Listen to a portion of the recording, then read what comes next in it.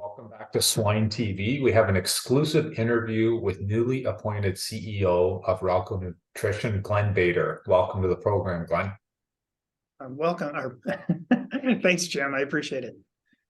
Well, firstly, congratulations on becoming CEO of Ralco. Can you share some insights into your background and journey which led to this appointment?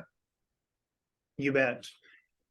Well, I have been involved in the food industry for the past 30 years. The last 13 years have been at Ralco, leading the marketing team primarily. And before that, I was at the Schwan Food Company. So I've had the opportunity to be part of the production of food my entire career, seeing it both, from the agriculture aspect as well as all the way to the consumer. So certainly professionally, I've had great opportunities. I've had the opportunity to serve in general management a couple of times in my past.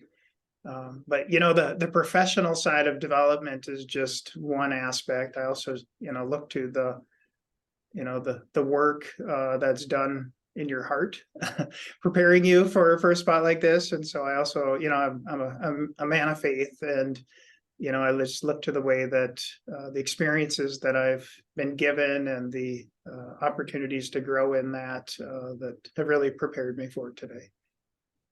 So you're the first non-family member to hold this type of leadership position at Ralco. So what does this milestone mean to you personally and professionally, Glen? Yeah, well, having somebody that's non-family stepping into this role is not a small thing for any family business. And so it's something I certainly don't take lightly. The 13 years that I've had here have certainly been critical for me in, just understanding the culture and, just what our company is about. And I would say, to have the trust of the family means a great deal to me. Earning the trust of the employees is really critical. And so it's not something that I take lightly to be entrusted with our customers, with this business, and just all the great people at Ralco. Can you reflect a little bit about what you've learned the most and what you remember most about the late John Nakamus, who played a significant role in the company? You bet. Yeah, so November 19th will actually mark the 1 year of John's passing. And so John was, I just loved him dearly, not just as a leader, but just personally. He's meant a lot in my life. There's so many attributes of John, the first being his belief in people. It was just unparalleled. And that is a big part of our culture. Culture gets shaped by the owners. And and that actually goes back to our founder, Bob Galbraith, used to say, people buy from people, not from companies. And John just exemplified that. His belief in people was unparalleled. And he just carried it. And I'd say the other big aspect of John that just really influenced me was just his belief in a better way. He just had this this restless intensity, just this constant pursuit of just improving things. The producers just faced so many challenges, and he was just so driven to find better ways to help them, how to overcome their challenges, and just the place agriculture was going, how to be in the spot to help them the most he could. And so he greatly impacted me, and personally, professionally. And he's greatly missed. So it looks like you hold John dearly to your hearts and have learned a lot there. Yeah, very much. As I addressed the company in the transition, he was just front of mind for me. I just reflected on the way he led, the way he shaped all of us. And we have to never forget him. The family, asking me to step in this role is not in any way a statement of the family backing away from Ralco. It's anything but. They just really felt that I was the person for the next phase of Ralco's growth. But to me, who we are as a people, and our mission, our values is so critical. The great thing about John, when he led the company, we were small enough that he could kind of touch everybody and manage those relationships. And as we grew, that became harder. And so I was actually able to be alongside of him as we put our mission and values on paper.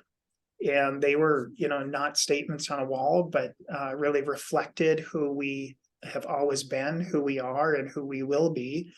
And so I just really view myself as a steward, not to manage the way John managed. I'm to be Glen, but we can never forget, the values that shape us. And our values really come out of the stories of the people that have preceded me, back from Bob Galbraith to Randy Galbraith to John Nakamus to Brian Nakamus.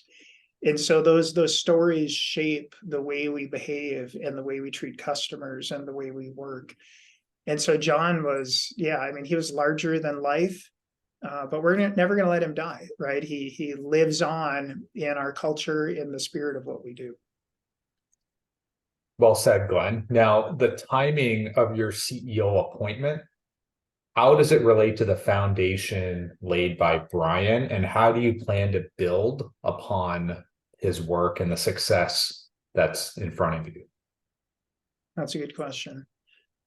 Brian has so much of his dad in him, just his belief in a better way of doing things. And for Brian, he really stepped in from his dad and really looked to set the company up for growth, and really established a leadership team to help, broaden the aspect of the business and its operation.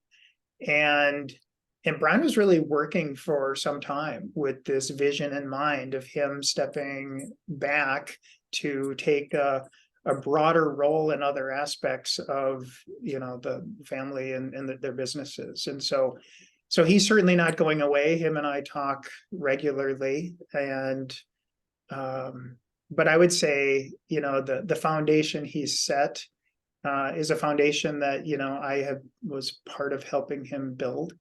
And so we have a very common vision for our future. But I would say we're just going to keep building and strengthening on that foundation. So you have a very distinct mission, culture, and set of values. What's the key message you want people to know about these aspects of the company? You bet. Well, it is, as I mentioned, our culture is something that's very distinct to Ralco. So many people come into Ralco and they're a little amazed at our culture. It's very, the aspect of the way we value people is a little unusual. And that applies to each other, that applies to our customers. And it is found just in this belief in a person. And so that is an aspect that I look to actually strengthen. Culture is very important to me. I've actually seen culture damaged in my past, and the negative impact that has on so many aspects, on your customers and on employees. And so I'm never going to let that happen here. So it is something that I'm excited about and I take very serious. Is it a constant implementation with the staff and with the team to keep building that culture up, Glenn? Yeah, no, that's a great question. Well, part of it is, I tell the story of, our identities are shaped by our shared memories. So I'll give you an example. So, if you moved to America and you became an American citizen, you would adopt certain memories. So the American Revolution or the Civil War or the signing of the Declaration of Independence, those are memories you didn't live, but you adopt. They become part of you and they shape you. And it's the same way at Ralco. So the memories, of Bob mortgaging his furniture because he believed in a better way is a very important memory, right? So for me, a big part is the history of our company and why the people have done what they did, because you can't just replicate Ralco, in our culture without those memories and those acts, because they shape us. So a big part for me is reminding people, but then also demonstrating, right? Demonstrating how we build on that and carry it forward and make it even stronger. So as a leader yourself, Glenn, what leadership style do you bring to Ralco, and how do you envision it contributing to the company's success? Yeah, absolutely. Well, part of me is, I'm going to be Glenn, right? So I'm not John, I'm not Brian. I kind of bring my own style to it. And part of that is I do have a broad perspective of all the way from, the consumer all the way to, agriculture and the beginnings. And so I certainly bring that mindset, but I also have a very, I kind of have an intensity to me. I like to get things done. But I like to do them together. And so it's very important to me that we hear our customer, right? That's the marketing part of me, of the customer comes first, like being aligned to their problems, their issues, understanding them. How do we serve them, better? How do we solve problems that aren't being solved today? But then it's how do we align around that? I love stepping into conflict. I think healthy conflict is critical in a business. You need to hear all the ideas. Everything needs to be on the table, but then you need to align to it, right? We got to weigh it together. We got to decide, and then we got to move. And so that is a big part of my approach. And a lot of that is founded in those ideas of belief in people. Because I do believe, the best team is a really diverse team that doesn't look like each other, that has very different perspectives, and you may normally drive each other nuts. But when you can learn to value a person, to look at them and say, I know you're so different than me and I don't get you, but I love you, right? The things that you bring to this conversation we need, that type of team dynamic really drives innovation. Innovation does not happen without conflict. And so there's an aspect in our culture of building trust and belief in each other that enables that type of interaction. And ultimately, I believe that's what leads to the innovation that so much fuels Ralco's approach of finding a better way for agriculture. So looking ahead, Glenn, what's next for Ralco under your leadership? And are there any specific areas where you plan to maintain the status quo, which is the success you've already created, and where you hope to excel or innovate? Yeah. Well, it's funny, that word status quo just kind of rubs me a little, just because it's so, it's so against the spirit of Ralco. Just like we just are so just dissatisfied with yesterday. So I'd say probably nothing is status quo, but I would say there are segments that we have been committed to where we're continuing to invest even further. So certainly our swine business and ruminant poultry. We've made some pretty significant investments in technical staff. Just in recent months, we're continuing to hire and expand in these areas. Also agronomy, a big part of our business. We are, a lot of our, we call them technologies, but it's a lot of our kind of core science, where we have a lot of patents and where we're basic. We're selling to industry partners where we find the right relationships. So that aspect of the business we will continue to invest in and grow. We'll continue investing in our international business, in growth there. And then also, we've got some diversification. We've got a line of backyard chicken products that are sold in the major farm stores that's growing rapidly. And so, yeah, so I'd say it's very much a commitment to our core areas, and expansion. And then maybe kind of finally on that, we've been making just an increasing level of investment in research and in patents. And so there are some pretty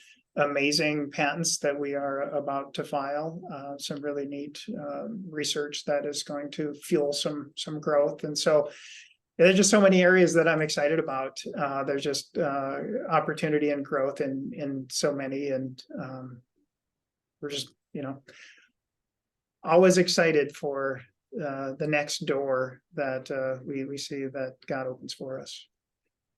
Well, congratulations again, Glenn. This is well deserved, and it was a pleasure to connect with you today. Yeah, Jim, thank you. I really appreciate you and appreciate the time to visit.